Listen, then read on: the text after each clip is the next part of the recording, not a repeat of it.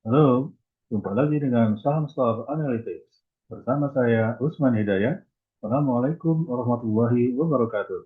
Apa kabar Bapak-bapak, Ibu-ibu, teman-teman sekalian? Semoga dalam keadaan baik-baik, sehat-sehat semua ya. Saya akan sebuah isu tentang eskalasi risiko domestik ya. Sebagaimana Bapak Ibu ketahui saat ini, pasar diduga masih tertekan esok hari hingga seminggu ke depan ya. Namun saya melihat para trader, Bapak Ibu sekalian, dapat beroleh sebuah kesempatan untuk melakukan trading jangka pendek dalam situasi volatilitas meningkat. Mudah-mudahan kita berdoa semoga eskalasi risiko domestik dalam bentuk eh, kerusuhan katakan ya di berbagai daerah tidak menyebar dan tidak berkelanjutan ya. Masing-masing pihak bisa menahan diri dan semua pihak bisa memperoleh jalan untuk negosiasi agar kekisruhan segera mereda untuk keutuhan bangsa Indonesia yang kita cintai ini ya. Lalu sekalian, saya akan mengangkat saham-saham apa saja yang menarik bagi para trader yang memiliki sifat peningkatan volatilitas dan likuiditasnya pada seminggu terakhir, utamanya pada hari terakhir Jumat akhir bulan kemarin ya. Mari saya mengingatkan bahwa ini bukan ajakan rekomendasi untuk membeli menjual saham tertentu. Tanggung jawab dari pihak Bapak Ibu sekalian dalam hal investasi dan perdagangan saham ya. Saya ulas sedikit mengenai data transaksi yang terjadi pada minggu kemarin dibandingkan 2 hari dibandingkan maksud saya 2 minggu sebelumnya yang sebelumnya sudah tayang di video Jumat malam ya. Bagi Bapak Ibu yang sudah menontonnya terima kasih dan kita ulas sedikit bahwa return harian pada hari Jumat, Termin 1 ini hari Jumat, Termin 2 hari Kamis, kemudian Rabu, Selasa, Senin ya. IHSG 0 ini adalah minggu yang berakhir 29 Agustus kemarin. IHSG 1 seminggu sebelumnya berakhir pada tanggal 22 Agustus. Dan IHSG 2 ini adalah 2 minggu sebelumnya yang berakhir 15 Agustus.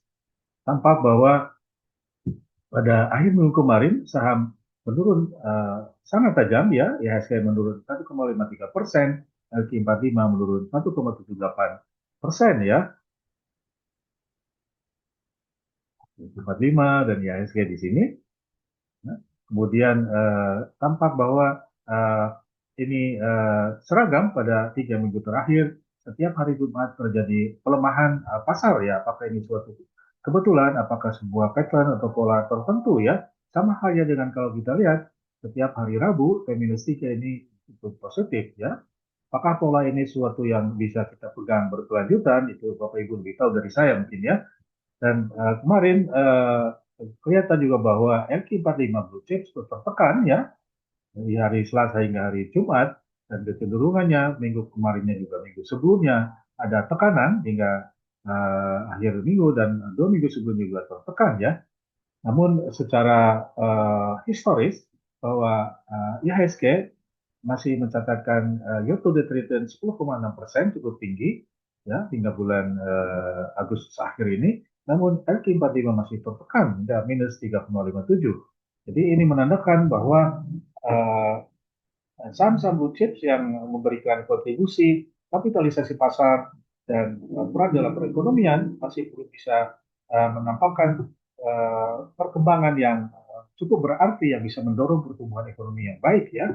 Jadi karena itu kita berharap ada stimulasi dari pemerintah, utamanya dalam realisasi anggaran ya, dan sektor swasta bisa bergerak ya, apakah itu manufaktur ataupun investasi ya, perdagangan dan seterusnya ya. Nah, JI 6,92%, jadi relatif bisa mengimbangi meskipun masih tertinggal ya secara umum. Kemudian saya ingin cepat aja bahwa volatilitas dari return ini tampak terjadi penurunan dari 3 minggu sebelumnya ke minggu terakhir, meskipun pada minggu sebelumnya IHSG 1 ini sedikit menurun pada return mingguan, namun return untuk bulanan, 2 bulanan dan 3 bulanan, volatilitas dari return ini relatif juga ada penurunan walaupun tidak sebesar secara mingguan ya. Jadi tampak bahwa pada 3 minggu yang lalu kita dihadapkan pada target atau harapan IHSG bisa bertengger di angka 8.000, namun sempat menyentuh di tengah hari, namun tidak bisa parkir di angka 8.000 ya, Bapak Ibu. Namun kita mencatat bahwa minggu itu yang berakhir 15 Agustus, volatilitasnya sangat tinggi, 1,43% untuk FI45, 1,05% untuk IHSG ya. Namun kemudian saat ini sudah di angka yang relatif rendah ya. Jadi secara grafis saya sampaikan ya, ini yang pertama ini adalah IHSG 0, IHSG 1, IHSG 2 ya. Dan bikin juga LQ45 0, LQ451, LQ42, dan yang paling tinggi ini adalah LQ452, di mana volatilitas dari return ini sangat tinggi ya. Dan 1 week, 1 month, 2 month, dan 3 month ya. Jadi kecenderungannya volatilitasnya meningkat dari return. Kemudian volatilitas dari transaksi saham, volume, value, dan frekuensi. Demikian halnya dari volatilitas return itu terjadi peningkatan ya, kecenderungan peningkat. Q45 pada volume meningkat, value meningkat ya. Kemudian IHSG juga volume meningkat, dan IHSG volatilitasnya relatif lebih rendah, jauh lebih rendah dibanding volatilitas dari aktivitas transaksi yang dialami oleh saham-saham LQ45 atau indeks LQ45. Saya kira dapat kita pahami karena konstituen LQ45 adalah 45 saham paling aktif ya, sehingga fluktuasi aktivitas transaksi yang menandakan kegairahan pelaku pasar atau bahkan ada indikasi saham-saham yang unusual activity bisa tertangkap di dalam aktivitas dari frekuensi value transaksi ya. Kalau volatilitasnya tinggi, ini menandakan atau kewaspadaan kita terhadap saham-saham yang mengalami volatilitas dari frekuensi, value, dan volume yang tinggi ya. Ini secara grafis Bapak Ibu bisa kan ya, seperti tadi ya.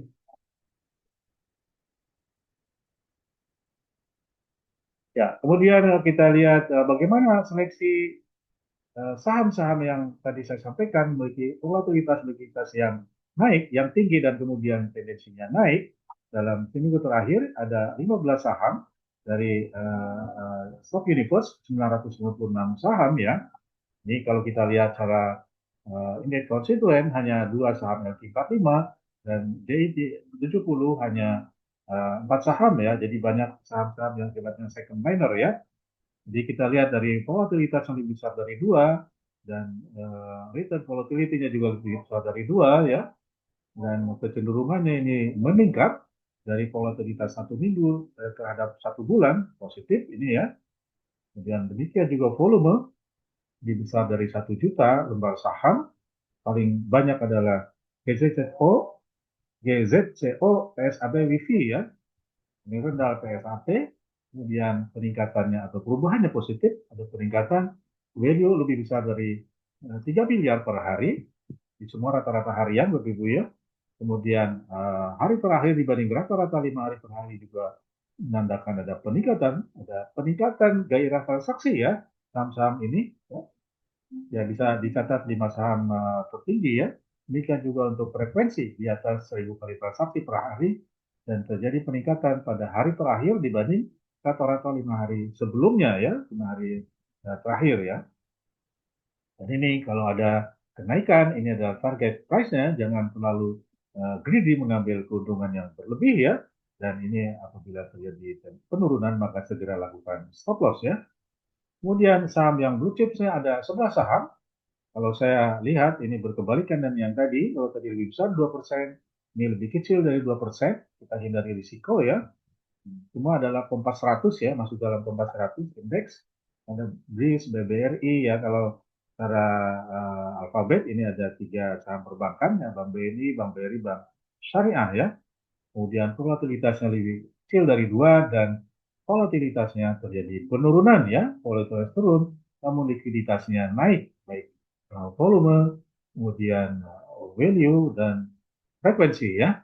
Jadi target price kalau dia ada peningkatan segera lakukan likuidasi menjelang akhir tutup bursa ya. Nah, kalau transaksi one day trading, kalau transaksi jangka pendek bisa disimpan kalau ada kecenderungan esok hari ada peningkatan. Tapi kalau menurun Bapak Ibu segera lakukan stop loss ya.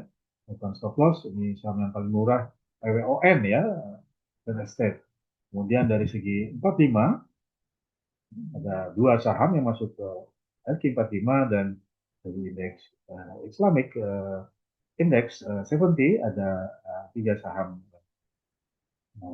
syariah ya. Jadi tidak masuk ke LQ45 namun masih tergolong blue chips ya karena semua ini masuk ke dalam indeks Kompas 100. Demikian Bapak Ibu sekalian, terima kasih telah menonton video saya. Jangan lupa berikan masukan, like, subscribe dan share video ini kepada komunitas teman-teman Anda. Mudah-mudahan menjadi kebaikan kita semua. Assalamualaikum warahmatullahi wabarakatuh.